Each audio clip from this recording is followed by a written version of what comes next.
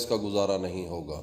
جو آپ کو دیکھنا بات کرنا پسند نہ کرتا تھا اب وہ آپ کے ساتھ مشورے کرنا شروع کر دے گا. یہ ایک چھوٹا سا عمل ہے, میں اپنی بہنوں کو ایز اے گفٹ دیا ہے, تو یہ آپ نے اوپر امپلیمنٹ کریں, پھر اس کا کمال دیکھیں.